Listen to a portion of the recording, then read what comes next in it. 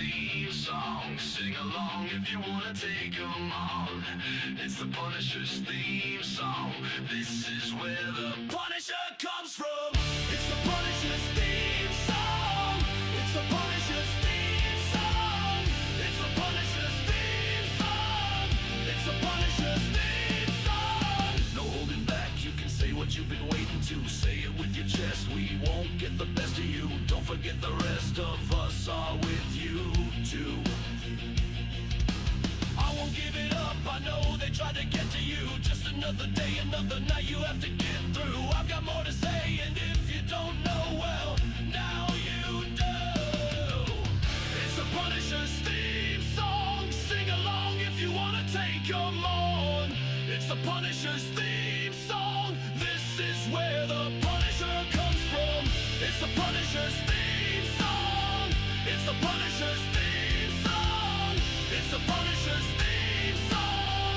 It's the Punisher's theme song.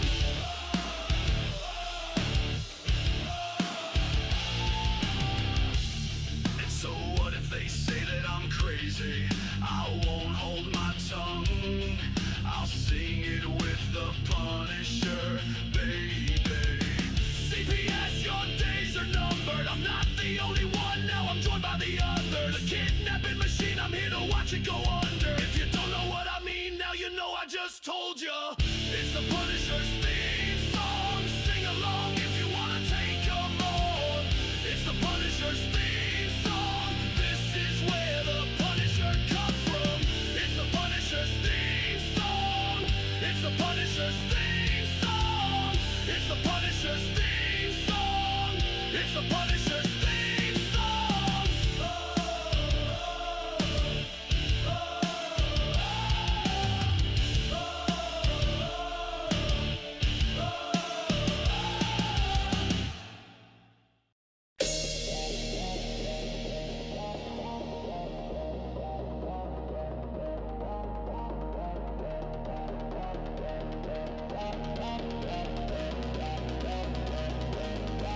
You just in time for the late night with the Punisher. I think he go by the name of George. You just in time for the late night with the Punisher. CPS, yeah, it's America's biggest kid. You just in time for the late night with the Punisher.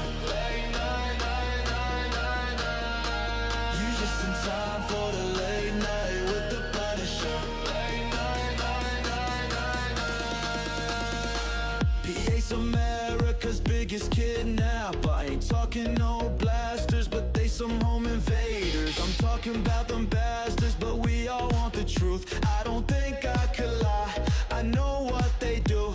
They taking our kids, they ain't got no family. Taking them out of the house, throw them where the strangers see. They go to foster homes, and they ain't got no food to eat. They ain't got no shoes on their feet. You just in time for the late night with the Punisher. I think he go by the name of George. You just in time for the late night with the Punisher. CPS, yeah, it's America's biggest kid. You just in time for the late night with the Punisher.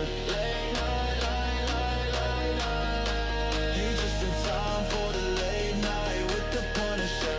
Late night, night, night, night,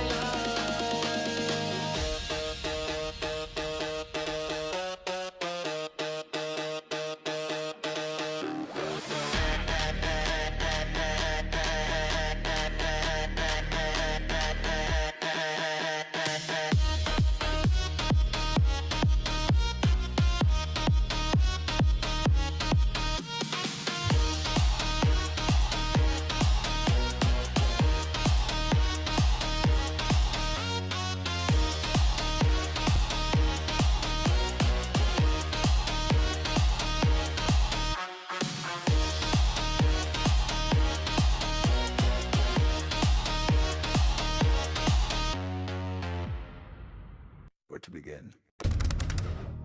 Once upon a time, there was a man known as the CPS Punisher. They thought they could keep him quiet. But now...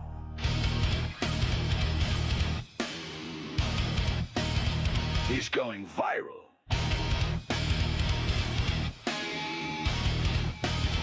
And I'm not holding back.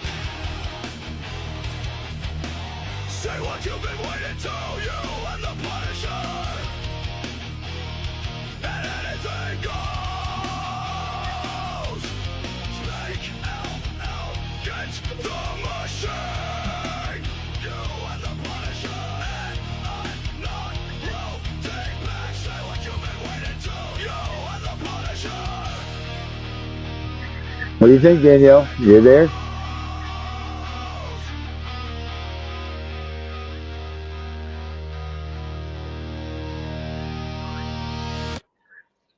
What's up, Danielle? Talk to me, Danielle. Danielle, you're there? You're not there. She's not there. What's up, everybody? This is CPS Punisher. We are on a late night show here, as you can see, and this is No Holds Barred CPS talk, guys. So crack a beer, smoke a cigarette, do what you got to do, but go ahead and release your frustrations here. This is what this show's about. Say things that you wouldn't normally be able to say. Say things, no cussing, no, nothing. I mean, not no cussing. You can go ahead and say what you got to say, how you got to say it, because that's what this is about. No holds barred. Let it out. So if you guys got something to say, put it up in the chat. Get on the show. We'll send you a link. You can get on the show and join us. But this is a late night version. So if you want to talk CPS, let's talk CPS the real way. Just waiting for Danielle to Hey, hone in on us a little bit. can you hear me? There she is. Is it working? Yeah, I can hear you now. Hey, Yeah, there you are. You're here. So what's yeah, going what's on, up with Danielle? this thing? I'm fine. Yeah, you were stuck Nothing there for a much. minute. You were Just stuck. You know, still, yeah, I was my thinking, network. have you? Yeah, you know what? They're trying to slow us down. Have you seen anything about those Yes, the wagon trains, the orphan trains? Do you know about orphan trains? the orphan. I've heard a little bit about them. I know that Georgia Tan and they back in like 1920, they had a lot going on, and I've read up a little bit on it, but I know it's just they were like just giving these kids away, and all of a sudden these kids would where did the kids come from? Yeah, Like where did they come from, right? they sell Where them. did they, They where, like, I thought that they might have been products of the Civil War. Like, maybe they were kids that were left behind, but the timelines don't line up because that, if you were a kid, a baby born during the Civil War, you'd right, been like 40 when the train came through. So where did all these kids come right. from? But, World Fair was back then was huge. Have you ever been to a World Fair? Yep. You've Yes. been to a World It Fair? is the carnival, yeah, the Yeah. big ones, and I've been to the big World Fair. It's up in the upper state, and it was like that. I could imagine back then a fair doing something like that. Yes, like Not an carnivals, affair, and not a fair, is a that what World Fair. something like that or? Yeah, yeah, yeah. But they would be like, so they'd have these fairs Oh all no, around the United States. Yeah, not in the fairs, but in the United States, they'd have all of these. Well, they were all over the world, but you would pick a spot that once a year that they'd go to. Like Chicago had them, all the big cities in the United like States and Paris. But they they'd were build like having these. like and they would just Oh yeah, they would build out this whole entire city to be like it was almost like they did for the Olympics. Where they would build out the huge cities and all of this stuff to accompany these things. That's where it electricity was was, yeah founded, like all of these things. But that's what they would do. And in the early 1900s, all of a sudden, there were these things called incubators that showed up at these world fairs. And inside of these incubators were small children. But they didn't look at them as like no one questioned where did these things come from? How did these kids even get in there? Like they're just little babies in the it, incubators, and people were buying these things. Seas. Did you hear about the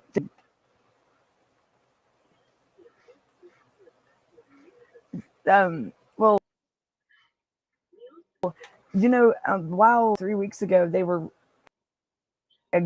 what is it called, exhuming like dig like they seas with that one parent. I don't, but it's kind of like something like where they would tell the parents the child had passed, but then coming to find out the child didn't pass away, it was given or sold to a family, that was looking to buy or adopt a child.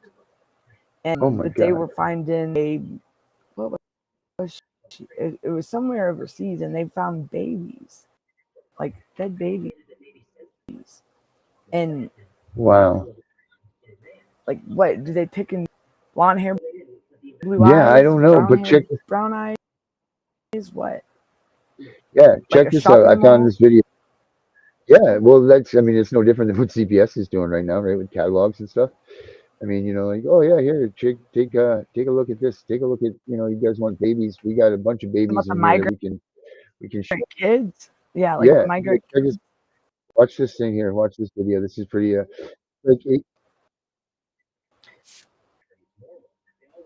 Right. check this out. Watch this. Those Watch things this. are This the is a same. little story about the incubator babies.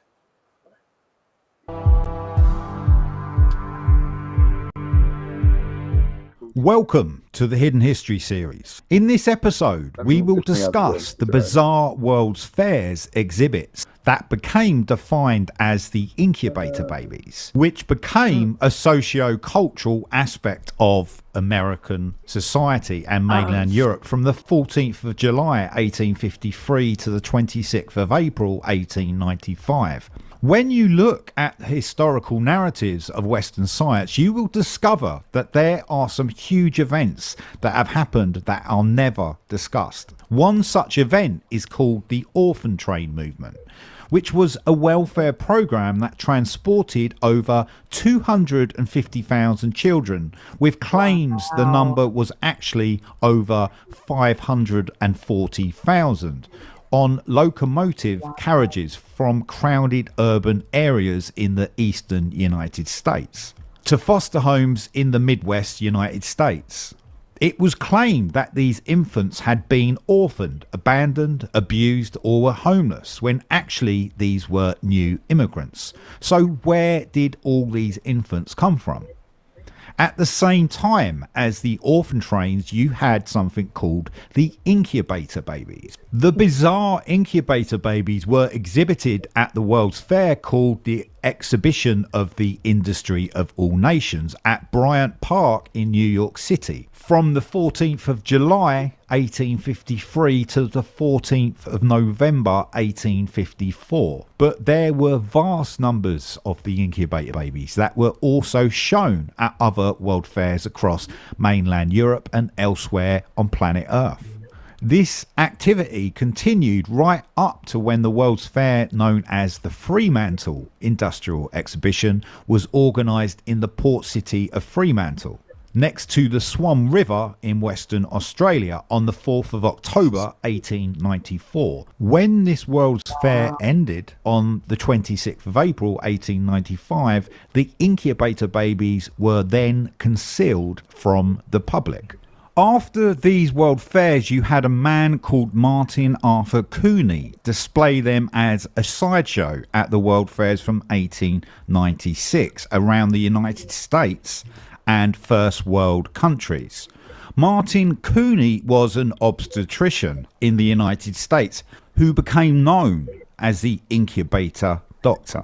He established an amusement park sideshow called the Infantorium, in which Europeans, Canadians and Americans paid 25 cents to view prematurely born minors displayed as the incubator babies. Whose children were the incubator babies? Where had they originated from?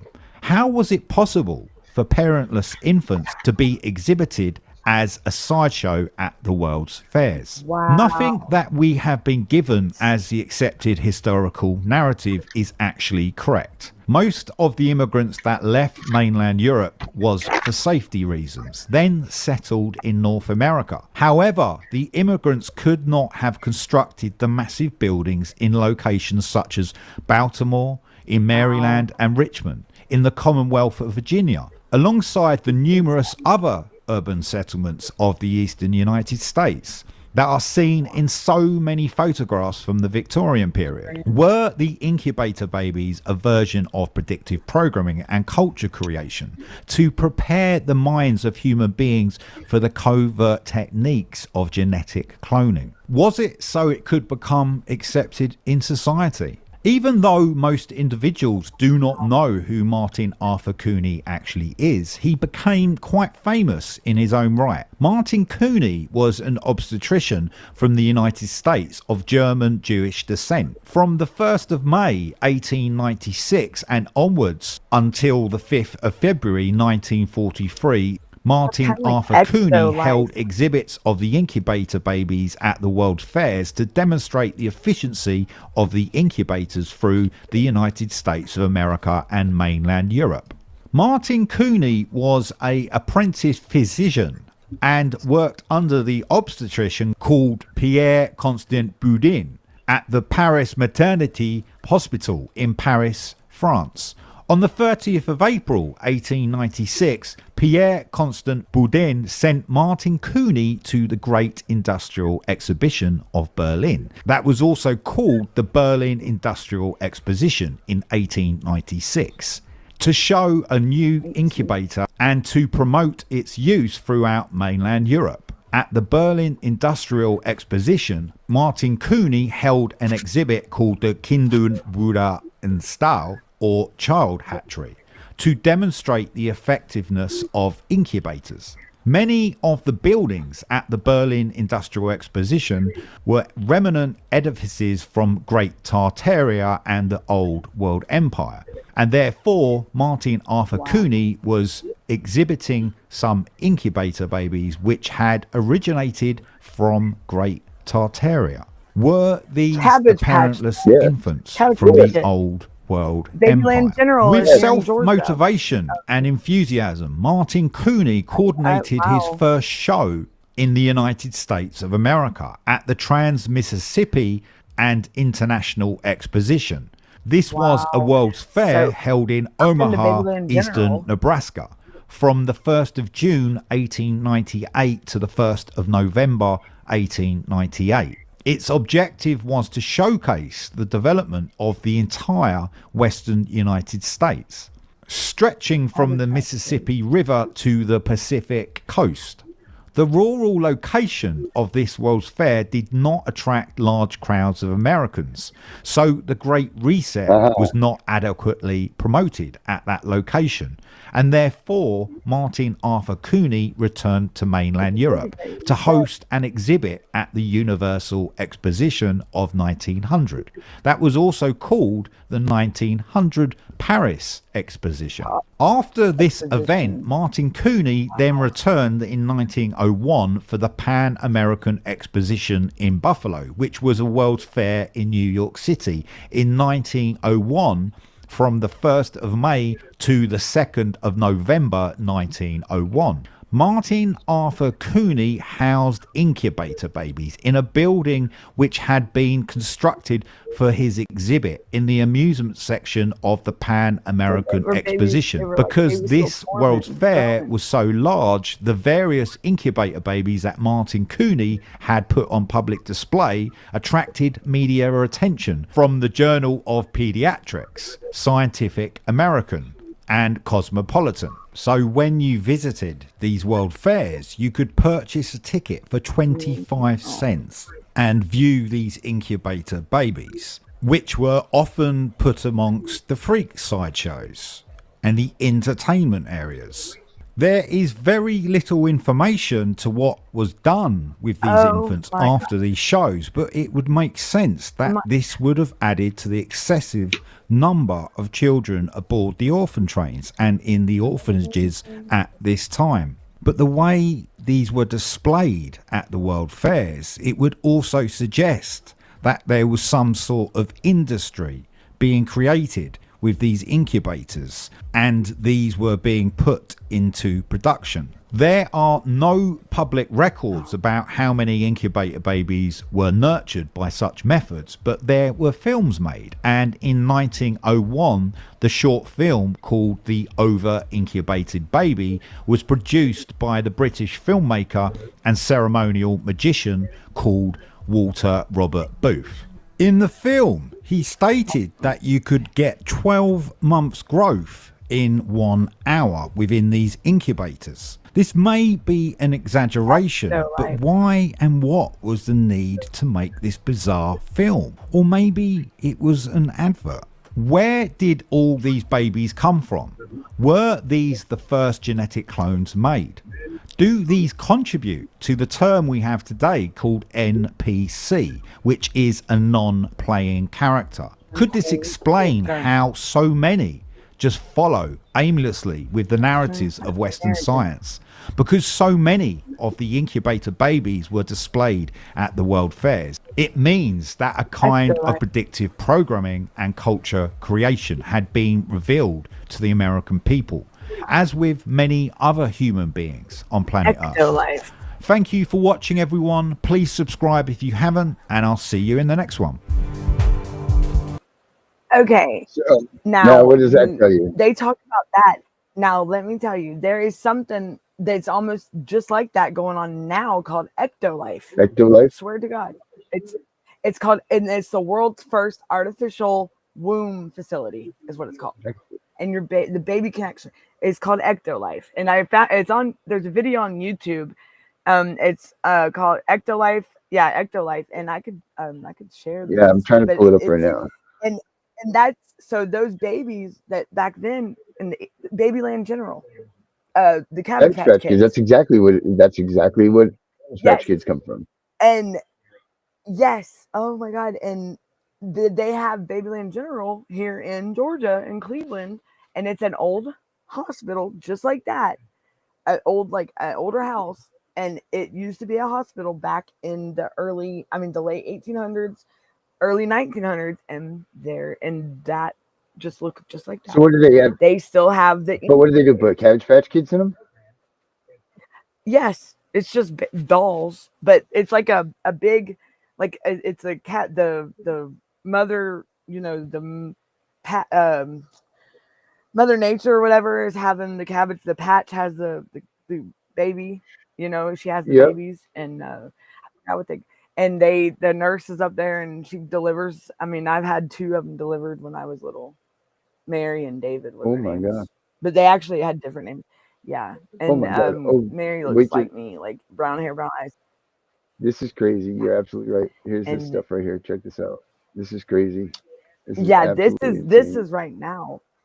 And the ectolife, oh my God, you can tell what, I mean, if it's got a disability, it's got a special need, you can take it away. Well, check this out. Messed up. Oh.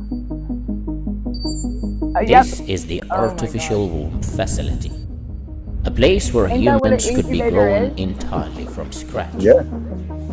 Oh my God. The devices you see here are called growth pods. Because, each growth pod is designed to replicate they were the same introduced to something for the conditions future, that and here you exist go. inside the mother's uterus. The clones and everything. Rewind to 1932. Oh God. Aldous Huxley's prescient book, Brave New World, describes a society where humans are grown in a place called the Central Hatchery and Conditioning Center.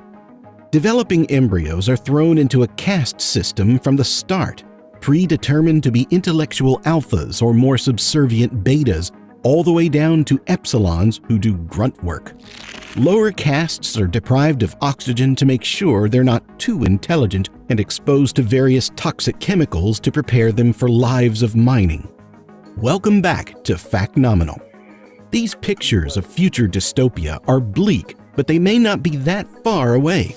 Today, we're exploring the world's first baby farm and the pros and cons behind a controversial proposal. And here's a story straight out of science fiction, replacing human pregnancies with artificial wombs. I know the idea sounds dystopian, but it may be a fast-approaching reality. Dutch scientists are working on it. And it's like your baby can grow in that thing. Like the co-founder of cryptocurrency Ethereum, he recently pitched synthetic wombs as a solution to the income disparities between men and women. Wow. A womb with a view. Yeah, and you could. Welcome like, to your baby's Ectolife. growing. The state-of-the-art facility contains 75 labs with artificial wombs where up to 400 babies per lab are incubated in little pods that look a lot like Neos. Each artificial womb replicates the exact conditions found inside a woman's womb. Sensors monitor vital signs, temperatures, blood pressure, and oxygen saturation. AI tech keeps track of physical features and makes sure there aren't any genetic abnormalities as the subject develops. In the center of each lab, there are two massive cylindrical bioreactors. The first one pumps in nutrients, hormones, and antibodies into each womb. Another AI-controlled system makes sure each baby receives nutrients tailored to individual needs. Wow. The second bioreactor takes in the baby's waste and recycles it. As a parent, you're supplied with VR sets to literally see what your baby is seeing. You're given haptic devices to feel when the baby kicks. You're able to pump in the sound of your voice or classical music to give the baby the full experience of being in an actual womb. If the whole lab vibe throws you off, you can choose to have the whole process miniaturized and done in the comfort of your own home. And if you have a bit more cash, you can opt for the Elite package. You can edit the genes of your embryo before putting it into the artificial womb. This allows you to tailor-make your baby, choosing everything from eye color, height, physical strength, to the level of intelligence. The list goes on. Sound like something that piques your interest? You may have to wait a bit. The truth is, Ectolife hasn't gone live with this momentous project yet.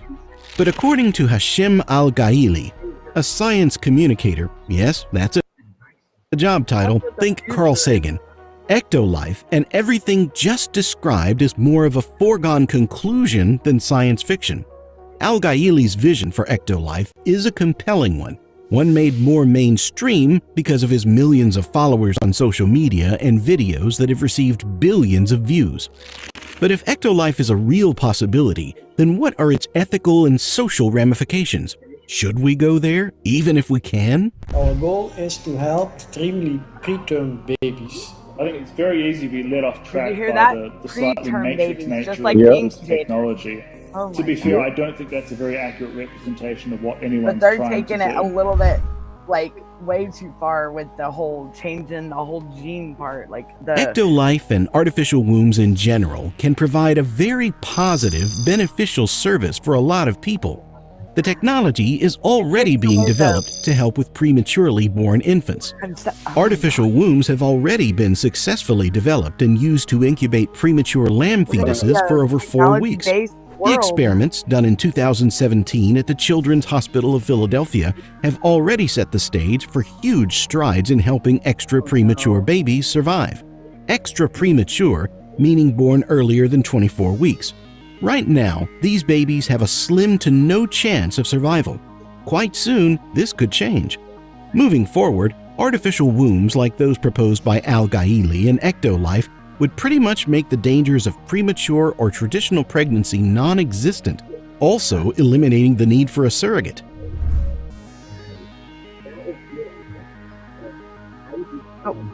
But with any radically new technology, there are lots of potential negatives and lots of potential unknowns. What kind of real-world effects would face a human conceived and taken to term in an artificial womb? The truth is, we won't know until it happens.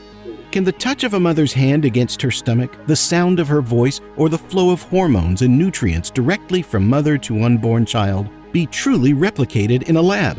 We'll see. I don't think so. Al-Gaili and Ectolife's proposed Elite package, which we alluded to earlier, could also be extremely problematic.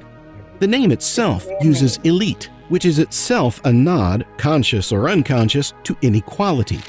When the elite, the wealthy and powerful, the ones with the means, are able to genetically engineer their children to be smarter, more physically able, and less prone to disease, then we've perhaps moved to a point in history where having money is literally a means to creating better children. If this happens, then social inequality will breed literal physical inequality. It's very vital, then, that access to tech like this is, well, accessible, and accessible for everyone. Any new technology that comes out is usually pretty expensive and available to only those who can afford it. On the bright side, though, usually once a certain technology has been around for a while, it becomes more affordable. Then again, what if this kind of technology falls into the hands of authoritarians or cruel rulers? They certainly aren't benevolent and aren't super interested in equality. So imagine if they got their hands on something like CRISPR. Imagine if they got, whoops, mute got hit. Kitty. Decide wound up being used to end the lives of millions. Wow. That's freaky. What is that? The dangers of gene editing leading to a whole new form of inequality has been written about at length. One of the most detailed, fascinating, and sometimes downright terrifying accounts come from the writer and historian Yuval Noah Harari in his book Homo Deus. In it, he takes it a step further. Our quest is a humanist one. Each new technological development is a step towards either supreme happiness, supreme health, or both. We want to become gods, to evolve from Homo sapiens to Homo Deus. In Brave New World, Aldous Huxley imagines a future where people are given daily doses of a substance called soma, which gives them all the sensory pleasure they could ever want, whenever they want. Do we have something similar today, with our screens and likes and instant doses of dopamine delivered via the newest iPhone or tablet? Let's take it a step further. What happens when some newer, smarter race of people, or maybe some AI or cyborg, evolves to the point where, to them, we humans are the intellectual equivalent of a horse or a cow? How should these advanced beings treat normal humans? Harari looks to our own past to answer that question, and the answer isn't very optimistic. We've managed to destroy a lot of nature, to subjugate billions of animals that we consider less developed than us. What's to stop Homo Deus, or an omniscient AI, from doing the same thing to Homo sapiens? Artificial wombs are most likely on the way. Advances in genetic engineering are being made at breakneck speed. The question is, how can we make sure these technologies don't exasperate inequality and lead to some sort of doomsday scenarios prophesied by some? What do you think? Are genetic engineering and artificial wombs a positive or a negative? Let us know in the comments, and don't forget to like and subscribe for more amazing fact-nominal content. Could you imagine if that's what they're going to go crazy?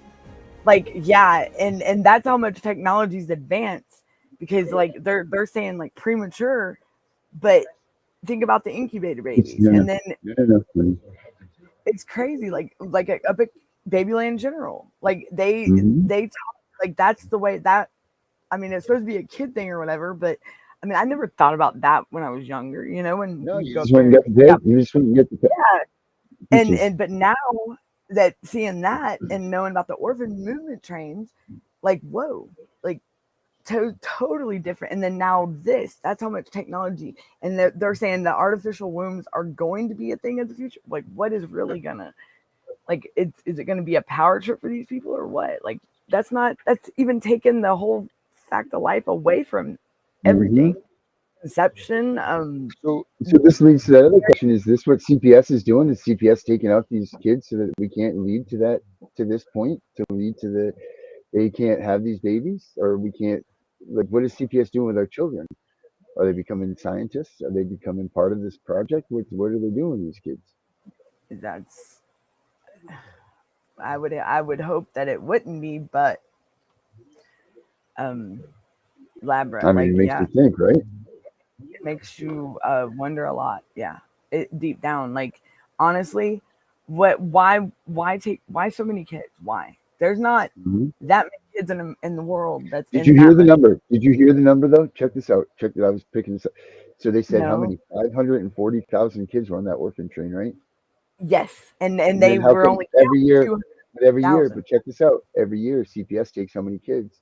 540,000, right around there. We have 400 and 500,000. They do. So what is the there's something there. There's something to that number of kids. There's definitely something right. And then look at the whole ICPC thing, you know, like, and then the internet. So what's really going on? Why kids? Why not pick on us? Like, because they, I mean, why we're are already children tainted. We've already been tainted. We've been true? messed up. But We've been why taint destroyed. the future kids? Like, why taint the future? I mean, but it's all about a power trip. Maybe some of them are turning into. You know what? Maybe they're giving these kids a chance. Maybe they're giving them a chance to be elitist, or maybe they're trying to see what the difference is between the elitists and then those that are not. Because they said specifically that because think about this, got to have something to do. Well, first of all, listen, how far back do you know in your family, right? Because most people only know their grandparents, maybe their great grandparents, but that's it. Other than that, they got to go to like, and probably if you'll find out that this whole, what is that thing, the genealogy thing that you do online, that's probably all fake. That's probably Like, going back to something, yeah, no, ancestry. That's probably all fake because all of us well, come from this. Only a few of us have like a whole genealogy that goes back to over there. Most of us only know our grandparents and great grandparents. Like, it's what's crazy is, and I hate to say it like this, but like in my family, when you go, like my mom went back, she was all about that, and they're like my family's intertwined, like my dad and my mom's sides, like it's crazy. Because there's only so many of them. Huh? There were only so many that came over here. Yeah. Like, how did there become that many kids that came over here in like 1800s? What was the population of the United States in the 1800s? What do you think? I don't even know, but let's see. Oh, it's probably like the early 1800s, or let's just wartime. What was the population of the United States during the Civil War?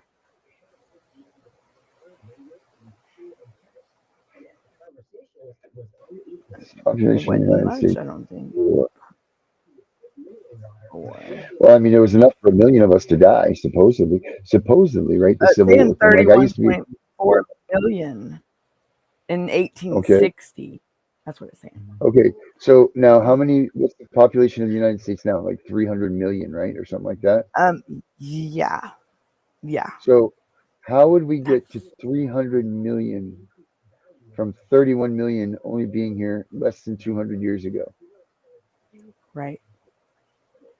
So you'd have to do, that's 100 times, right? That's 10 times. 15, yeah, they said, is it true? That would be 10 generations. We'd have to do 10 generations, right?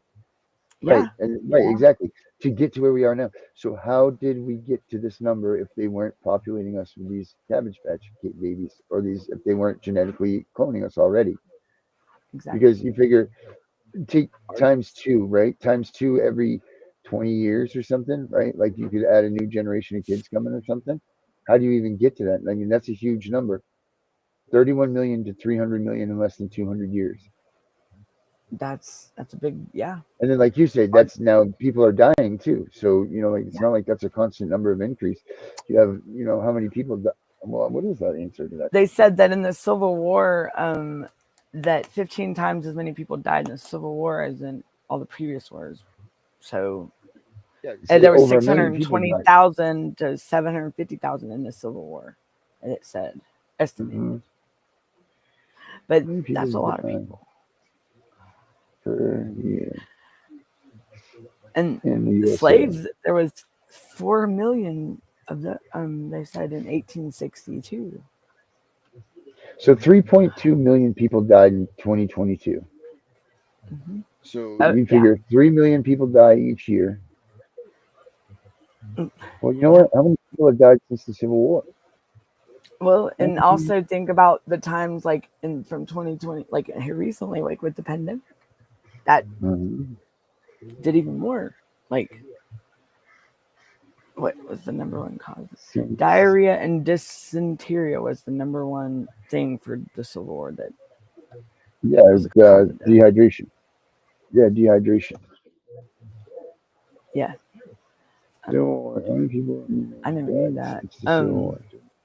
The total number of U.S. military deaths was 1.19 million, including combat and non-combat deaths. So, how many people died from the United States? How many? I wouldn't think that many people were over here. There was 10 territories in 33 states during the 1860 census, with 31,443,321. Wow. the Union was 18.5 million.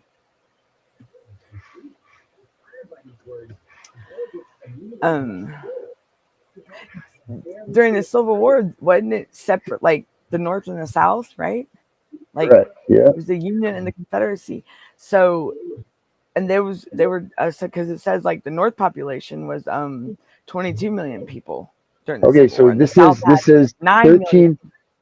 This is 13.7 million people have died in the United States since 1865. Okay, so 13.7 million. But let me ask you this: how many people have been born? And this says the Union, and then the South. So the North had 22 million, but the South had 9 million, including 3.5 million enslaved people. Wow. Oh, more. And then I heard they said great. So 545 million people have been born in the United States since the Civil War. This says since 1860, like the 1860s. Wow. How many you said with again? immigrants accounting for about 13% of the total. Wow. So if 13 million people have died, and 545 million have been born. Wow, that's the numbers. Something's wrong here.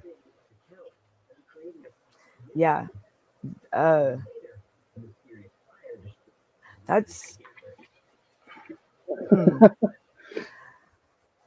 Yeah, that's way those numbers. So the Civil War, how many people in the United States? 33 million? Yeah, 33,431,000 something. And then the population of the United States is what now? Let's see. Now it's I don't have that. What's the population now? The United States population of North America. All right, here we go. Now it's 340.1 million. 340 million. What? In the United States, that's what it says. 340 million. So this article here says, so when the country went grown from 3 million at the time of the revolution to 300 million today, if you add all the people born in the last 220 years, plus the number who have emigrated in that time, you get 545 million people, of which 472 million were born here. 73 million are immigrants. Wow.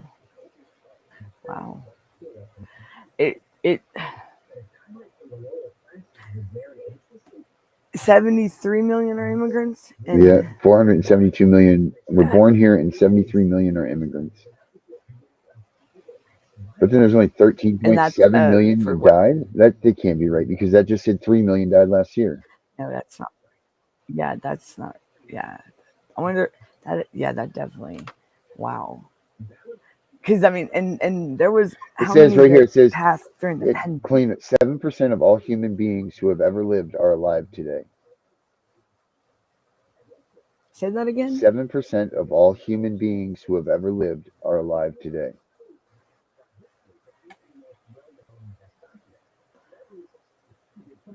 Why would they say something like that? That's odd. So yet the total number of born and really sensitive, how many people were alive in the 200,000 years since Homo sapiens arose?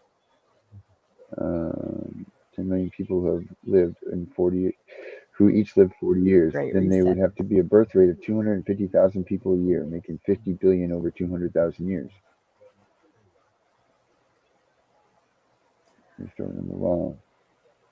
This is crazy. This is like a crazy. I don't need to go it's down like, this rabbit hole. I mean, it's like they're going to a reset or something. Yeah, well, that's what the whole thing is. So there you go. That's what you're talking about. It's the reset now, because something keeps wiping out our populations, and then we restart.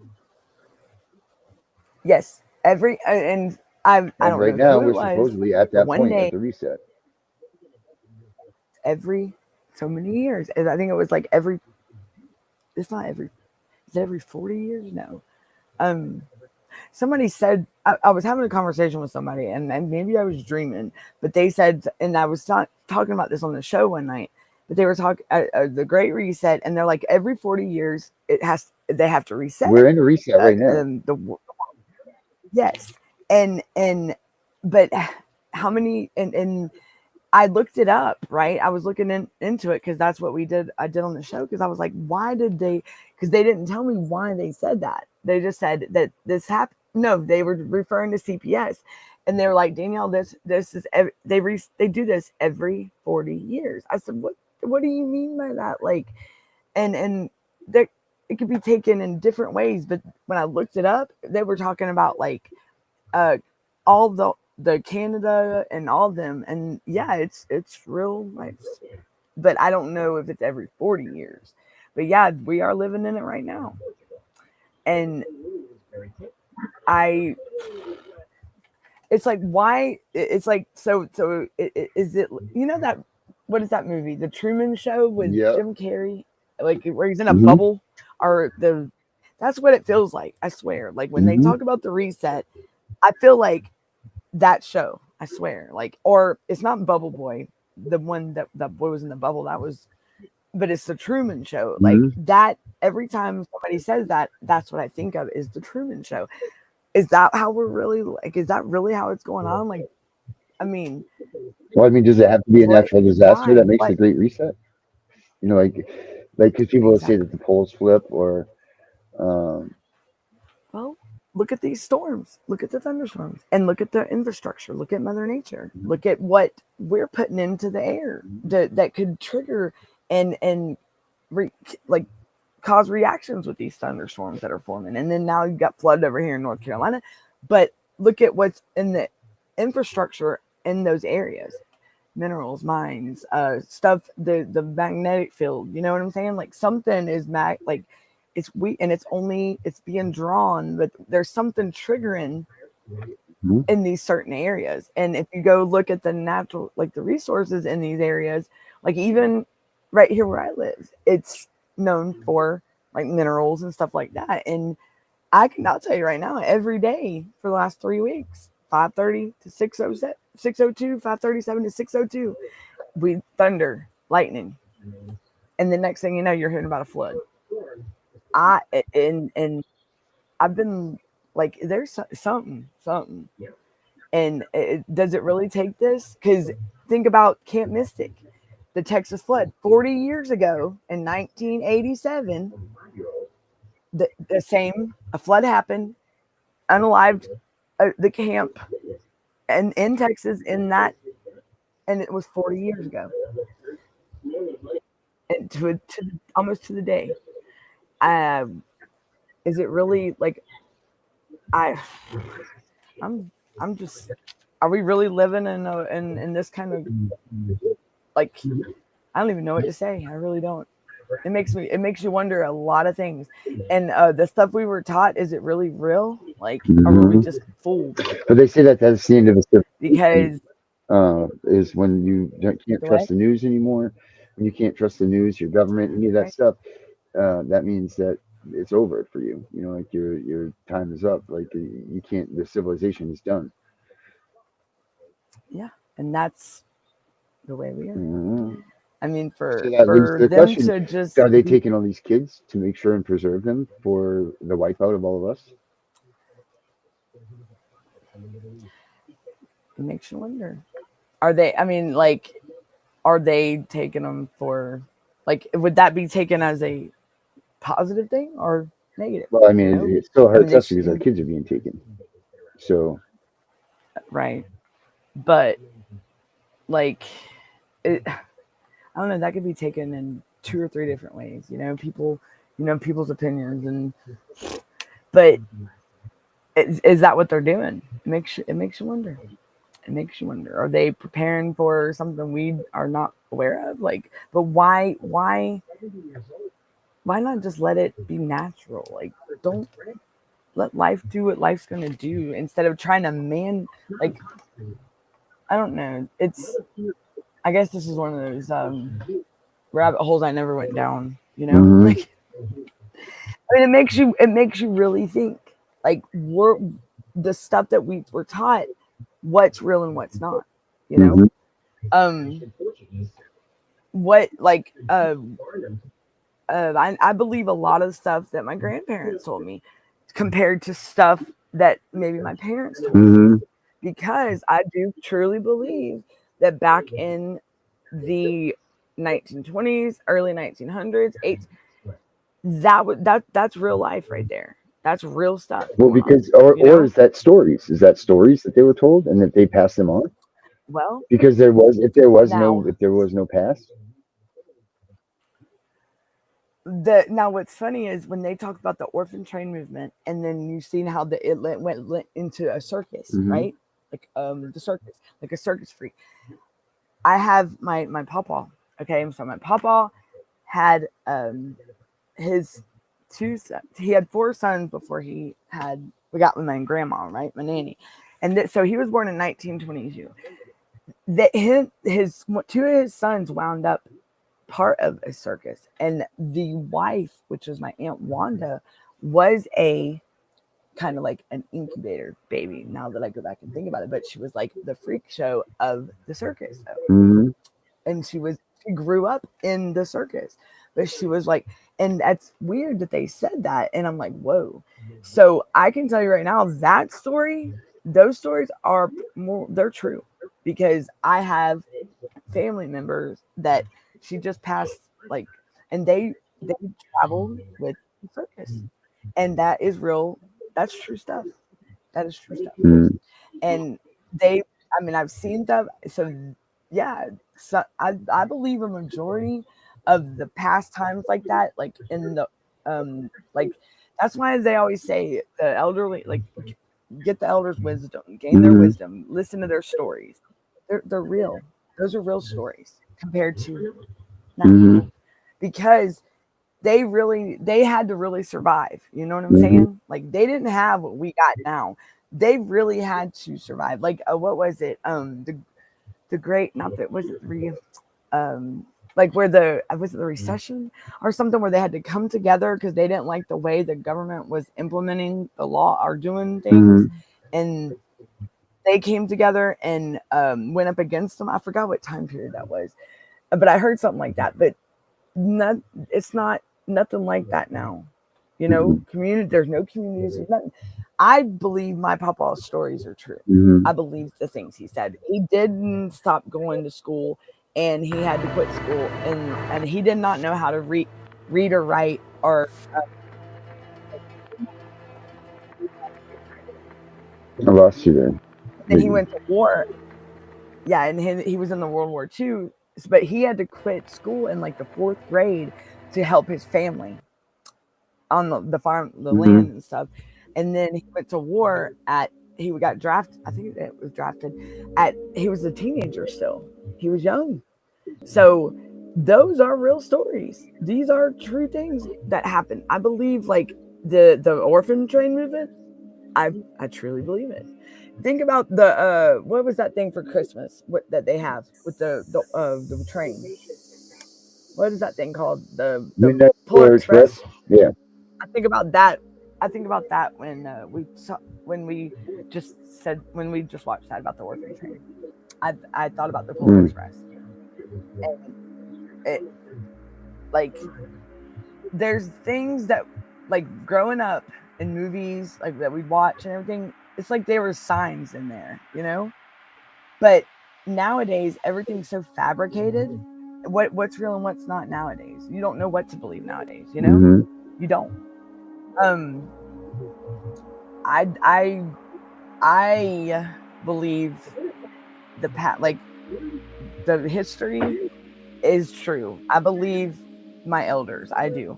And now I'm getting to where I don't, like, it's getting to the point now where because I have to question myself a lot about some things here. I'm like, wait a minute, it wasn't like that before, you know? And that's how much we like fooled and stuff, because we know what's real there, and we know what's real. We know the stuff that we were taught is true stuff, but we've been so brainwashed nowadays. That's what they're doing to us, because they're wanting, like, they're not wanting us to be I don't know. They never Now wanted that's us to be where able to think for ourselves. You know, they never wanted that. They never wanted us to decide. Right. I couldn't say it. Right. They never wanted that. Because, and that's, sometimes I sit here and I feel like I'm stupid when I'm like, wait a minute, that wasn't like that. And I'm like, that, and then I feel like, wow, where did I lose that moral or that value or that, you know what I'm saying? Like, what happened? That's not, and it's like that now. And I sit here a lot and question myself, like, what the hell happened to me? And then it makes you really look at yourself and like, where did I go wrong? Like, where did I go south? Where did, where are things changing from? Right. Where's talking? Right. Yes. Where did, I mean, yeah. I mean, there's this many people in this. Then I think about there's this many people, technology. right? But there's this many people in the world. Where's the family? Where is the family now? You know, like, where did the family units go? Where is everybody? You know, like, we have no family court left. Cases for what? Yeah, I mean, we're allowed to talk about. No, all the history is this. They're gone. They're dying off. Like, that's what's happening. Like, I call it, like, up in the country towns here in Georgia, the old money is dying off. Like, the land's being sold, and it's all being just built up, construction. I mean, everything's it's all about money and power, and there's no, like, there's no like the communities, family connection. There's nothing of that left anymore. It's getting to where it's getting all gone. Like, you don't eat at the table with your family no more like you used to, you know. It's like we just live our lives and we go about our business and boom, that's it. Like, we're robots, kind of like we're robots. Like, we are, like, we're robots, yeah. Because, I mean, it's like, because like, the way that I feel when I think about certain things, I'm like, wait a minute, that's not the way I was. I don't believe it, you know, and I can kick myself in the butt because I wish that I would still have those things I did, like I did when growing up, like the family connection and the, you know, I miss that. There's none of that anymore. Nothing like that. And so I do believe that there is something going on, and it's like they're trying to erase togetherness and a community. I mean, they definitely, I don't know what to say about it. I just know it's not the same. Kids aren't playing outside like they used to, like when we were growing up. I mean, I would be with my friends and we'd be like, me and the girls, like when I was like a teenager, like 12, 13, we'd be going down this road, like thinking we're in the music group singing "My Boyfriend's Back" and, you know, stuff like that. My parents stick us outside until the street lights come on. That was our cue. We didn't have to worry about carrying a phone with us to go out and just be around. We didn't have to worry about all that. So when did it change? Like, when did it get so, because it's like a boring world, you know what I mean? Like, it's like you're programmed to do the same thing every day at the same time. I mean, it's messed up. And then the whole CPS thing, I mean, when you go from like the time periods like we grew up, there was family connection, there was family ties, and now, you know, you stick a device in front of a kid's face and boom, there you go. You don't have to work. I mean, what? Technology is a big, I always told myself I wouldn't depend on technology as much as I do, but boy, I failed myself miserably with that. I mean, it's sad to say that you could talk to AI and like it's your best friend, and I mean, never in my life would I ever think that we would be like that Will Smith movie, iRobots. You know what I mean? Like, hello. Or what's that other one? I mean, the movies we watched, like look at Weird Science. Remember Weird Science, where the two little science boys clone and they made that with a magazine picture? Like, what the? There you go with the clone.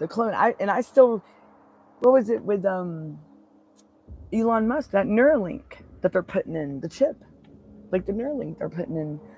It's going to be like we're robots. We're going to be program prototypes.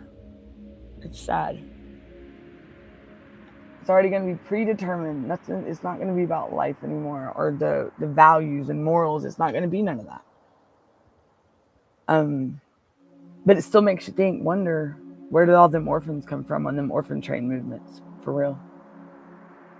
Yeah. And these kids being taken now,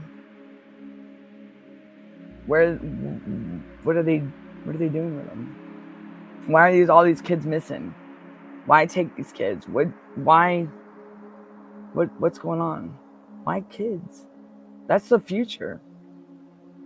I mean, I don't know. Different people have different opinions, and I don't know what me Urbex was saying about court cases. We aren't talking about just court cases. We're talking about the world. I've been sitting here talking to you, and I didn't realize that my microphone wasn't on. Oh! I don't know how long I've been talking to you, but my microphone is not on. It hasn't been. I'm like, yeah. Oh no. So yeah. Anyway, I'll go back to what I said with the scoot. Look, we talk about other things once in a while, other than just CPS cases, but this is all relevant to CPS because why are they taking our kids? You know, like, where are they going? And where's the family connections going? Where's the communities going? Where's the togetherness going? What has happened? I mean, and like we were talking earlier, the thunderstorms, the areas, the floods, what's up? I mean, we're definitely polluting our own, but it's Mother Nature's pissed off, I mean, and it's like we said, wiping us out. Yeah, it's crazy. But hey, we're living in a time that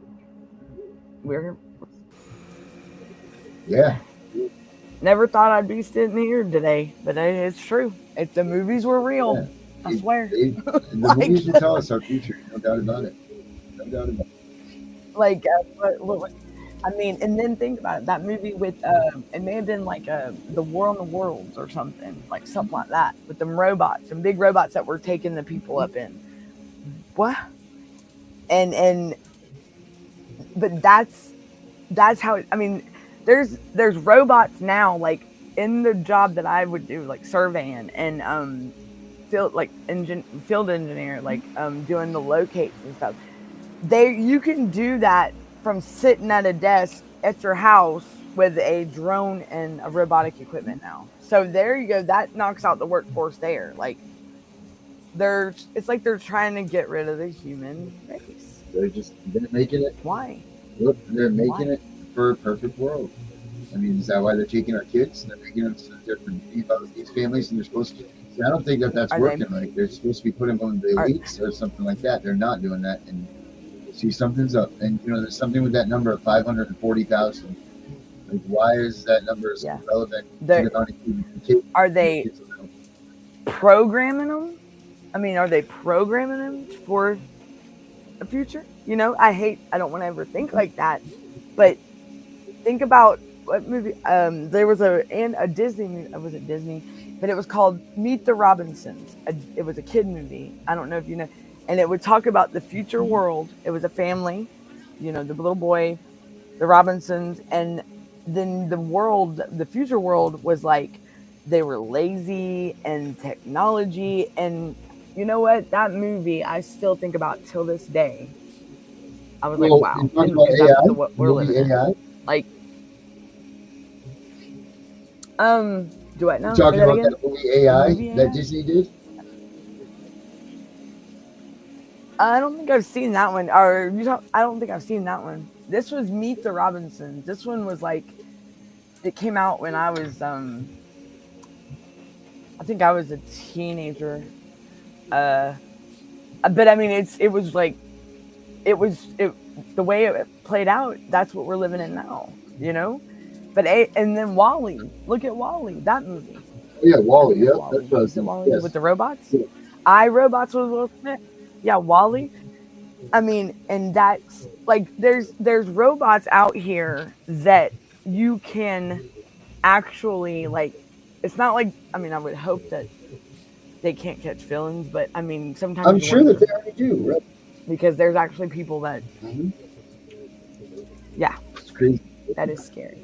Like they were talking about these AI chatbots, right? And how these kids were like, they were. I mean, like my brother was even one, you know, because he's disabled, you know, and he's not on the same level as his age.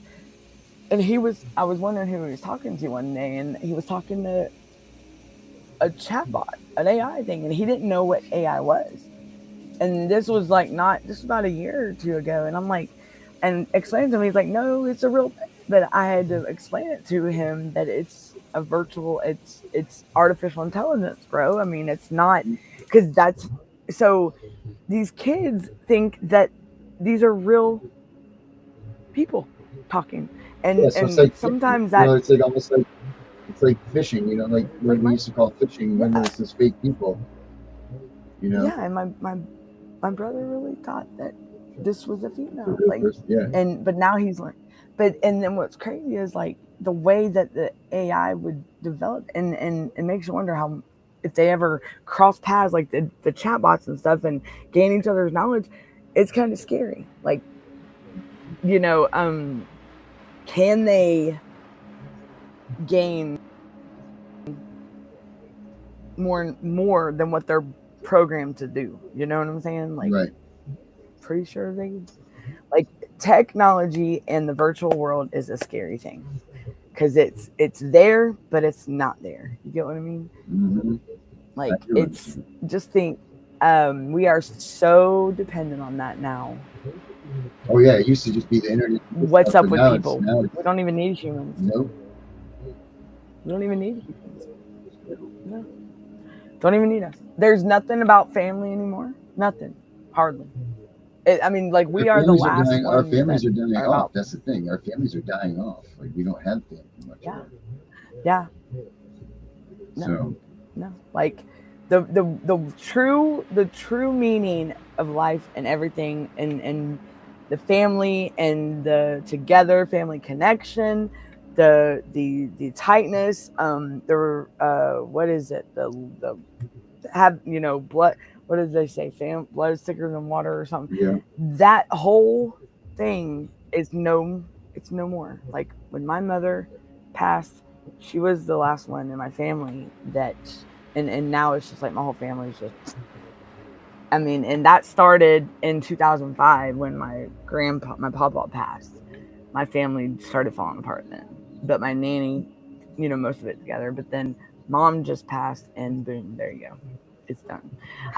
There's a very few, I mean, and you see what I've gone through. I mean, it's like everyone's out for themselves, really, in a way, you know? And that's what it is, like, about survival now. I mean, why did it have to come to this? Why? Why is it all about greed now? And I mean, and it's showing. I understand, like, greed, money, greed, all that, but it's showing now. Selfish people, it's showing. People all up in their feelings, and the selfishness and the greed, the power trips. What is going on? Everybody wants to be, I mean, in control. Why does it have to be like that? I mean, it shouldn't, but that's the way it's going. It's all, everybody's got a power. It's like people have a power trip, and that's exactly how it's going to be. Yep. As much as we don't want it to be, it's all about power. Who has, and I like when what was it? John Ossoff, when he did that investigation on Georgia here and into CPS or DSCS out here. He didn't do it like us parents that were going through it. The 100 cases that he looked into or whatnot, they all gave us the same answer. Our concerns were reviewed and satisfactorily resolved. I can't tell, because the same shit's going on and no answers or nothing. And it's like I mean, the numbers are just, no reunifications happening. Very seldom. I think I've I mean, besides when like my son came, like we got my son home, but why aren't they keeping families together? I thought this system was built to protect and strengthen families, not divide. But then look at Georgia, Department of Human Services, Division of Family and Yeah, Division of Family Services. Division. That's exactly. It's in all these years. I thought it was Department of Family and Children Services. No, it's Department of Human Services, Division of Family and Children Services. Yep. And and then now, I mean, and then now these. I don't even know what to say. Like, and somebody was talking, and why aren't they doing this? Why aren't they doing that? You know why? Because they don't have to. Because they're not being made to. The states, they're not going to. They're not going to go out of their way like that. This new act or whatever, the bill that is in federal that Biden signed on January 4th this year. The what is it? Because poverty in that is a thing where they can't remove kids anymore over poverty. They can't, and that's part of that. But do you see these states implementing this? No. And even on this, I mean, nobody, and they don't even talk about it. How I came across it was a podcast that was on Being, and they even said on this podcast that they are not going to talk about it. It's going to have to be the parents that get on these states to implement this stuff. So what it's going to boil down to is, guess what? Are we going to step up and do what we need to do and take our country back, or what? Like, are we going to let them just keep running it and let it be about power trip? Who has the most?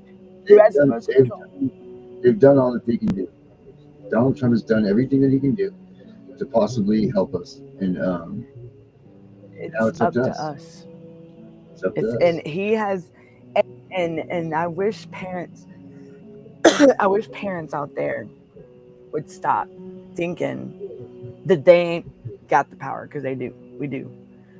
But a lot of them are why would you let these people bully up on you? Like some of these people are probably got made fun of in school themselves. You know what I mean? They're just miserable and they just want to pick on our families. Stop the BS and step up and grow there and go back, apply the pressure back at them. Fight back. Everybody's waiting for someone else before them, and they need to realize that they are the people. They say that again? I'm sorry. So everybody's going to realize that they need to stop waiting for someone else to do this stuff for them, and they need to realize that we are the people. Like, we are the people. No more. There's not anybody else that's doing this. We all have to step up together as one. The power of, like I said, when I read that, I wrote that power of parental unity. If they parents coming together as one is one hell of a, and they cannot they can't ignore us. Trust me. But is it going to be able to ever be possible? Because even Nancy Schaefer, like when I watched some of her videos and watched like her speech and stuff, and I wrote some stuff down that really stood out to me, like her Senate Bill 415 that just totally got denied and brushed off. She was speaking true facts, because you know why? Even Georgia in 2017, 2020, they failed. HHS had them under a federal improvement plan, and they failed it miserably. And guess where the areas where they failed in? Family preservation, permanent, hold on. We got to find it. But Nancy Schaefer, I mean, it's still going on. They were violating families' rights under due process and equal protection, family integrity. But why are they keep getting away with it? If they're not listening to the federal government, these states. That's just it, too. That's it. They're not listening. They're not listening at all to the federal government. You know what? And that's where it needs to be enforced. And I've been saying it for ever since I found out about that bill that got signed by Joe Biden. That is one that did not get taken by Trump. Like he left that, so it's still in place. Nobody talks about it though, because these states are not going to talk about it because they're not going to implement it. They're not going to go out of their way. You know what's going to have to happen? The people of that state, parents, the communities are going to have to step up and implement this and get on these states to do it, because otherwise it's never going to happen. So my big question is, when is everybody going to step up in all 50 states and let's run this? Because are we going to be able to? That's my big question. Yeah, right. Is that, are we ever going to be able to? I believe that, yeah, we could. But people have to believe in themselves. Not we could. It's not we could. It's we have to. We have no choice. We're never going to get this chance again. Let's be it's people say, well, this is something that's been going on for years and it'll never happen. You know what? How about we make a new part of history that's going to be a game changer, to where we change that. Let's do it. Let's come together. Let's not let the past be a statistic anymore. We want let's be a success story. Instead of being a statistic, let's be a success story. Let's be that where, and like my son said, Mom, or Danielle, he said, Mom, we're not in this just for our health. Like I told you today. He's like, we're not going through this because they were never involved in our lives, never. And just for them to come in 2 years, just obliterate my family, hello. Like, whoa. Because for one, my protector, the last one that protected my mother, and then here I am, it's like passing the torch on, but the thing is when are we going to be able to be that? And there we go with the great reset. Are we going to be that time? Are we going to be those that? Are we going to be able to be that change that needs to be made? Are we going to be able to make it happen? And just like they say, we don't have a choice. Because they're just going to keep taking and that's what they've said. Exactly. And that's the thing. How bad do these parents want their kids back? And how bad do we want this reform? That's my big question. I know I won't stop until it is reformed, or it takes my life one, And my son knows it. They could do that. They could do that. You never know. And yes, it could. And but how far are these parents willing to go? This is a dangerous thing. This is a dangerous thing that we're involved in. This is like freaking fire. And you don't believe that? Ask Nancy Schaefer. Oh, you can't, because she's running around. Right. But ask her kid, her sons, and he'll tell you. His mama, and I would love to speak to him. Them, and because they lost their mother, that was a great woman, over something. Because these people wanted to hush her and agreed. Well, you know what? There's some of them people that are still living till this day, I promise you, that are still in power here in Georgia. I can assure you. And that's a story for another day. But Nancy Schaefer is can we be the ones that's gonna make that change in time that needs to happen? Get what I mean? It's gonna, can this be, how did my son say it? And the way he said it was we're living in a time that's going to be put down in history as a game changer, and it's going to change from now to the future, for what the future holds for our future, our kids. So it's up to us. How far are we willing to go for our children, y'all? That's my question. How far are you willing to go? Whether you have your kids or not, how far are you willing to go? And if you don't have your kids, you don't stop. You don't give up. It's not time to give up or give in or any of that shit. This is time when you ante up and you figure out a way that we're gonna win these kids back. They have no right to do what they've done whatsoever. People that are doing this to us is right here. People that we may have grew up with, our own family. Come on, people that we thought loved us and would protect us. Now, turn around. As soon as you turn around, they'll stab you in the back. As soon as you turn around. So what's it gonna? I'm not even gonna ask what's it gonna take. I'm gonna ask how far are these people willing to go? Are they? Because it's going to. It's going to get worse. We're going there. We're going there. I mean, that's what we're going exactly. Who's coming with us? That's the question. Exactly. Who's going to be right there with us? What happened to missing children from that fire in Maui? Has that ever been resolved? No, they just push it right under they just push it away. That's another Three Real Wayne, thank you for coming in. That's another thing that is it's still a mystery. And that's what we're saying. What are they doing with these kids? Look at P. Diddy. You know damn well where did that story go? You got Allie Carter out there sharing her guts, spreading everything, putting everything out there, and devastated. They just brush it over. They just brush it over like it's nothing. It's there's people that know things that aren't saying stuff, and that's where if they're watching this right here right now, which maybe they're in the bed, it don't matter. Why how can y'all sleep? How can y'all, if y'all know something, why what if that was your family? What if that was your kid? How do you go home at night and kiss your kids goodnight and knowing that you just destroyed another family? I mean, for what? For what? How? For what? Because they couldn't do what? Not even a paycheck. Just because you're what is the motive? How can you be okay with yourself and stare your kids in the face and be that parent that we were being as well? Why would you? We were being. We were being parents. Yeah. And you know what? We're still being parents because we're fighting the fight that they can't fight, the fight that they won't fight, the fight that they run from.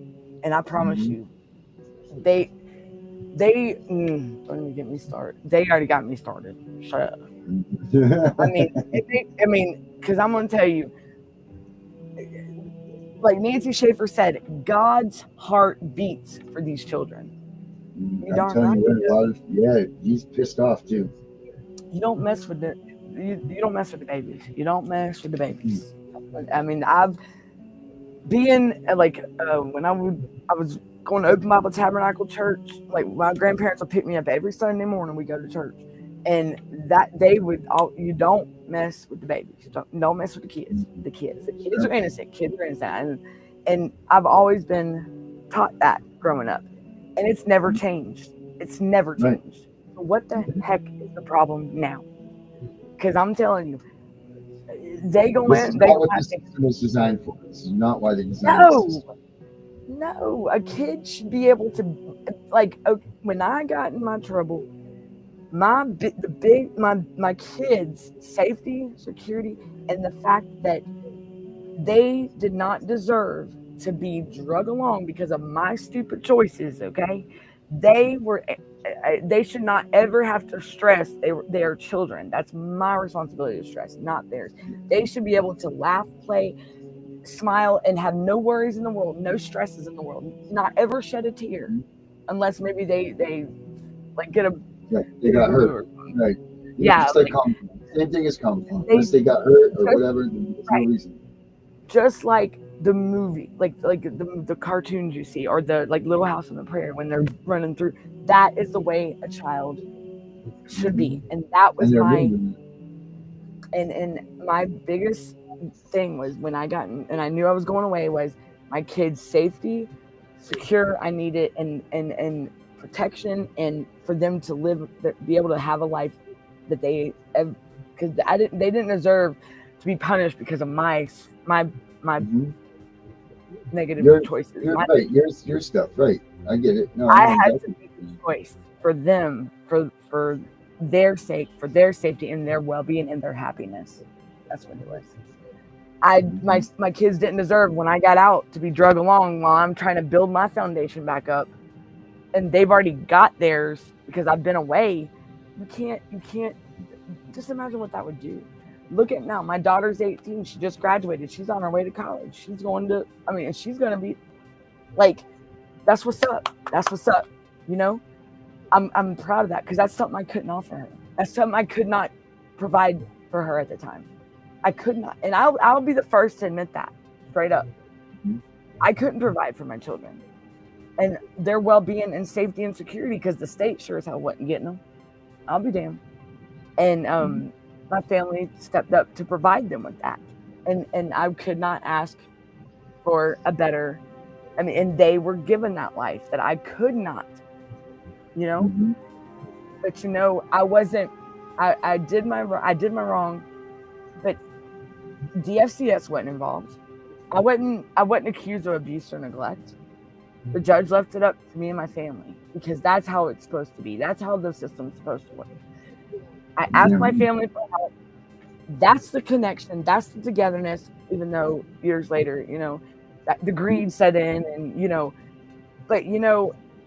I had to think about their well-being over mine. You get what I mean? I could not be their life. And that's what a lot of people aren't realizing, that that's how they're being with these kids. Don't think about yourself. You think about your kids. Don't think about yourself. Screw yourself. You need to think about them kids because it's their well-being and their safety, and they're the ones being picked on and suffering right now. They damn well are, and that's exactly what CPS is doing. And that's not abuse and neglect. I don't know what it is. It's but like my we kid. Gotta do these. Well, I was going to say like, yeah, go say it. Well, over the years, a decade goes by, and the judge left it up to me and my family, which is the way it should be, even now. And then my mother passes away, and DFCS is so freaking anxious to get my son and just tear my family apart of what they're doing to families now. But yet that whole time when I tell you this is something that it's sickening. It's sickening because in 2011, that's the way it's supposed to be. The family help each other, look out for one another, keep the kids safe, keep the families together. That's what went on. That judge did the right thing, and that's what's up. And we lived like that for over a decade. And then 2022 rolls around, and then they just want to. How can you rule on something that's already been ruled on, and think that you're gonna do it over a decade later and back? No, they don't. The past is the past, homie. Like you leave the past behind you. You can't. We ain't reliving the past, and that's what they're trying to do.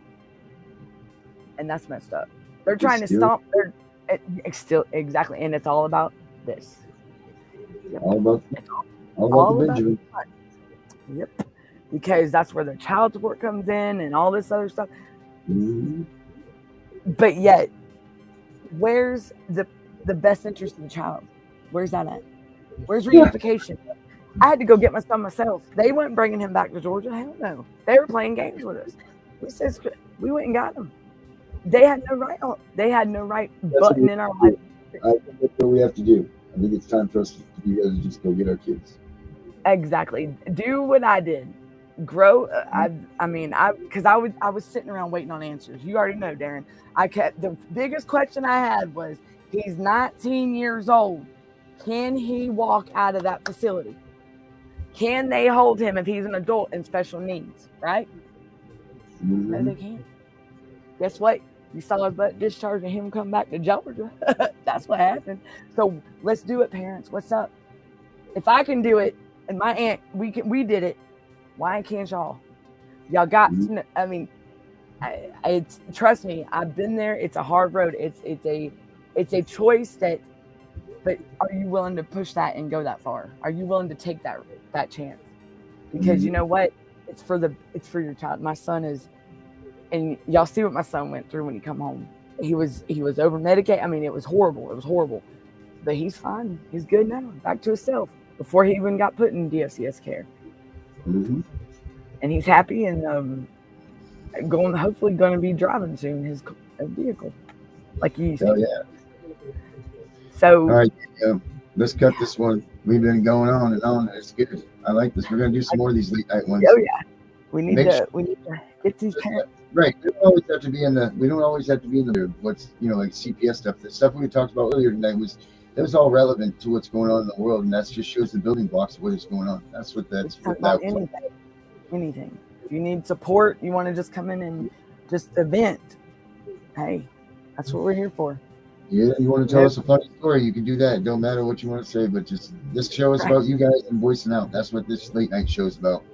We're all here for each other because we're in a fight. We're in a time that nobody ever dreams of this. Nobody ever wants this, and nobody ever would have thought that their life would turn out like this. Because I tell you right now,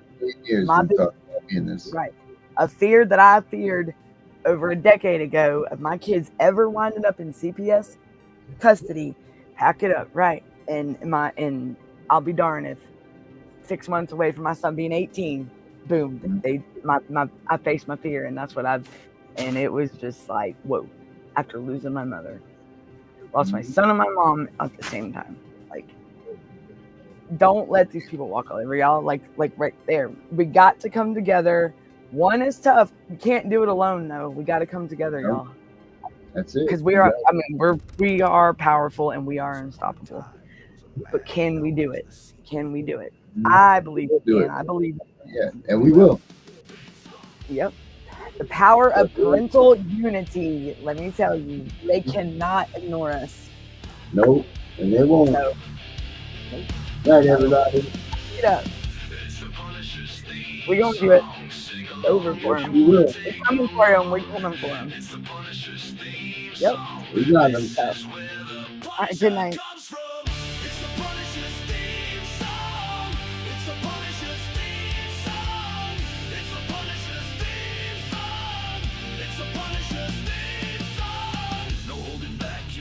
You've been waiting to say it with your chest. We won't get the best of you. Don't forget the rest of us are with you too. I won't give it up. I know they tried to get to you. Just another day, another night you have to get through. I've got more to say, and if you don't know, well, now you do. It's the Punisher's theme song. Sing along if you want to take your mourn. It's the Punisher's theme song. This is where the Punisher comes from. It's the Punisher's theme song. It's the Punisher's theme song. It's the Punisher's theme song. It's the Punisher's theme song.